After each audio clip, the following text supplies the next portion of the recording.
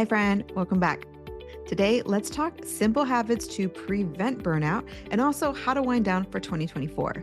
It is so easy to go from I'm stressed at work to I'm starting to get burnt out. And once that process starts, the cycle just gets worse and worse and worse. So let's stay far, far away from that and talk about some of those habits today. All right. So, what exactly is burnout? Burnout is basically physical, emotional, mental exhaustion that's really caused by stress over a long period of time. You might feel overwhelmed and emotionally exhausted. You might feel detached and start to become maybe even a little cynical, easily irritable, isolated. It also creates reduced productivity. This is really important because in burnout state, we are trying to do more. We feel the need to do more. We are getting tired, exhausted from doing more. Yet, the symptom is reduced productivity and a reduced sense of accomplishment. So we don't feel as confident in the things that we are doing on a day to day basis. And because we don't feel as confident, that adds to the emotional and mental exhaustion. So all of this is sort of an all encompassing definition of burnout. And there's even more to this, but some common causes are high workloads and constant demands without having necessarily the reward. Now, eventually, even if you have a reward, having too much work can still lead to burnout. But what makes one of the biggest differences in you going into burnout is feeling like you don't have enough support, you don't have enough control, you don't have enough autonomy, and just a misalignment, a imbalance between what you feel you're putting in and what you're getting out. And part of that is because there's an emotional toll that comes into play when you feel like you're truly investing your best work. You're doing all that you can and it's not enough. So now it kind of hits hard, right? It hits you in a way that you're like, am I not good enough at my job? Am I not doing a good job? Is my prior confidence, was it all fake? Am I not really as good as I thought I was? That emotion places so much more weight on the already heavy stress that's going on in your work. And so, again, burnout can be from excessive demands, or it can be from a lack of control or autonomy and the stress and emotion associated with that. It can be from inadequate support, so expecting you to go beyond your capacity in order to make something happen. It also can be from things like a failing project or, bad boss that's giving you negative feedback over and over and over again to where you feel this big imbalance between the positive and the not so positive. It also comes into play when you have a misalignment between your personal values and the organization's values. You're at this constant friction between what you believe and how you live your life and how the organization wants to move their business forward, right? And so, with that, again, comes that emotional stress, that friction that eventually wears you down. And there we are in a state of physical, emotional, and mental exhaustion. Okay. Here's the thing though, we don't have to go into burnout land. And even if we're not there, there's some things we can do that are one and the same to help you wind down for 2024. I really like using the holiday season as an opportunity to intentionally slow my brain down because I can go a mile a minute sometimes. So here's what we're going to talk about. First, daily reflections. Then we'll go into some boundaries, some mindful breaks, some gratitude, and a little bit of a detox. So let me go into these one at a time because it's so easy to take them for granted. But I promise you, one of these will be a great way for you to start to wind your mind down as you finish up the year. So, daily reflections take 5 to 10 minutes once a day at minimum. Spend a little bit of time on the weekends to reflect on your emotional state and your level of energy. So there's a difference between daily reflection and treating it like an open diary, putting in whatever you want on there. And without having a lot of direction, you're not really sure what's going to come out or what the goal is even of daily reflection. So to wind down for the year, and especially if you're feeling on the brink of burnout, make the daily reflection purposeful and write just a couple sentences about your emotional state and your levels of energy. So, your emotional state, you can ask yourself questions like, how did I feel today? Was it overall a positive emotional day? Or did I have a lot of negativity in my day? And if you had a lot of negativity, then the next question to ask is, was this negativity from external factors? Or was this negativity from something that I was feeling that I brought into a situation? And where exactly is it coming from? There's always a source, whether it's external or internal, there's a source. And so if there's, let's say, for example, you feel kind of negative, you don't feel like you were in a good mood all day. And then you realize, oh, you know what? It's because my values aren't in alignment with the organization. And every day I just don't feel like I'm at the right place. That is taxing.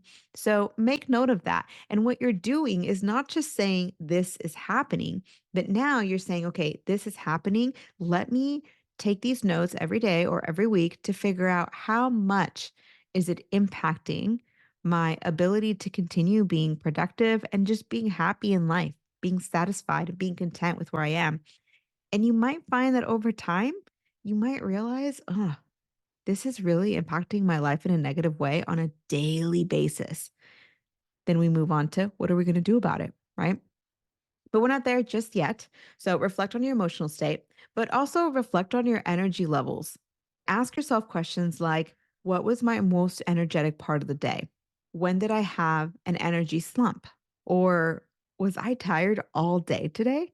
Or was I tired all day this week? Because if you were tired all day or every day that week, that is something to pay attention to then say, okay, if I'm tired all day, what am I missing? Am I missing, sleep? Am I not sleeping well? Am I missing wind down time? Am I answering emails until 10 o'clock at night? And so then emails are swimming in my brain as I dream about them all night? Or is it maybe that I've skipped eating breakfast because things have gotten busy and I need to get back to regular meal times? So that daily reflection now has purpose in reflecting on your emotional state and your energy levels. All right, habit number 2. I love this one. Setting boundaries is so important to me, and it feels sometimes like you have to say no, but I don't think setting boundaries is as much about saying no as it is about communicating expectations so that you don't actually ever have to say no because the expectation has been set. A few boundaries that I personally would recommend, especially around the holidays, is setting a boundary between work and personal life. And sometimes this boundary is a boundary for people. Things like, I don't answer email or text after 9 p.m. Or maybe I don't answer email after my 6 o'clock email round or 5 o'clock email round. I do not even look at email at that time. This could be a boundary that you don't actually communicate to people because it's more your own boundary. If you find yourself working on weekends, quote unquote, just to catch up, which I hear very often, that is a decision that you have made. So essentially, you have decided, I'm going to give more of my time to this organization in order to have this level of contribution. And that's fine. However, what you're doing is you're removing a boundary that was once there, and that is the boundary of working until Friday. And if there is work to do on a weekend, you have the choice, not that you have to, but you have the choice to say, XYZ will not get done this week. And this is happening on a regular basis. So now I need to talk to my team or talk to my leaders and come up with a plan on how we can work more efficiently, have more impact with less time, or reduce the workload. Now, all of that takes more work, of course, to figure out what the real issue is, how time is being spent, what's the most productive use of time, et cetera, et cetera. But taking time now to analyze and maybe set or reset some of those boundaries is going to help you to really tune out when you're with family, which is what really, really matters. When we are in our last moments of our life, we never think about the email that wasn't answered or the to do list that wasn't finished. What we think about is how much time we spent with our loved ones and what an impact we made in their lives. All right, moving on. Mindful breaks. So I used to work straight from the beginning of the day all the way to the end of the day. Sometimes I wouldn't even take lunch. I don't know what I was thinking. You're young and you just think you're completely invincible, and that was me. But I really encourage you to take these breaks. Be really mindful about the fact that your body is not a machine and your body needs a break. So there's a concept in I think it's in dieting, I think it's called yeah, it's called intuitive eating. Now, intuitive eating means that you listen to your body's hunger cues and fullness cues, and you make food choices based on what feels nourishing and satisfying instead of following restrictive rules and diets. And to me, I think of mindful breaks in that same way. I've learned to, and it's taken time, but we all got to start somewhere. But I've learned to listen to my body. So as I'm working, as I'm super hyper focused on the work that's at hand, I feel my body saying, you just need a break. It might be you're hungry. It might be you're thirsty, but sometimes I'm like, okay, I am knee deep in this report and I have been knee deep in this report for 45 to 90 minutes. So I can take a little bit of a break to come back and be even more productive because our productivity actually goes down over time. So if we start at 9 o'clock in the morning and we work through till 10:30, by about 10:30, that time frame, let's say between 10:30 and 11, 10:30 and 12, 10:30 and 1 is not going to be as productive. I promise you. Very few people can hold that level of productivity for that long. So I have learned, and I encourage you to also learn from my mistakes, that if I just go outside, get some fresh air, take a quick 5-10 minute walk around the block, I actually come back feeling just as refreshed as I did at 9 a.m. that day. Isn't that crazy? So I feel just as refreshed after a 10-minute walk in the beautiful sunshine as I do after an full 8 hours of sleep. So it sounds, I mean, even trite might be the word. It sounds so easy to bypass, but these things can make a really big difference. All right. So, habit number 4, gratitude, being grateful. I would really encourage you that if you decide to do that daily reflection, tack on one last question. What am I grateful for today? Which is different than what went well today. I find it really interesting that sometimes I confuse gratitude with happiness. Sometimes I'll be writing things down in my notebook and it's like, okay, what are you grateful about? And I start to write things that I'm happy about, things that went well in that day.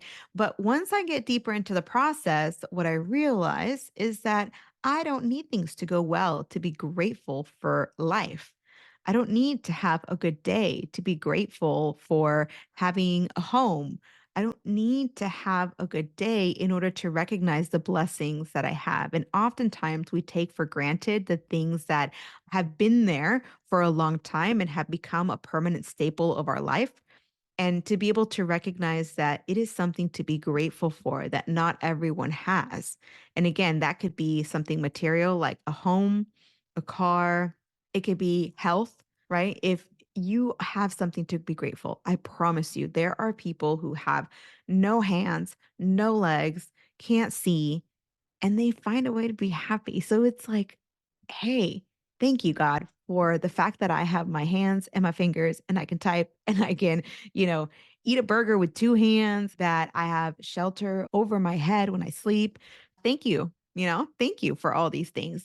So I recommend if you're going to do that daily reflection, even if you're not, just having one or two moments before you go to bed, even if you don't write them down, to just say, I'm grateful for, this person, my husband or my wife who's next to me and who I'm going to wake up with.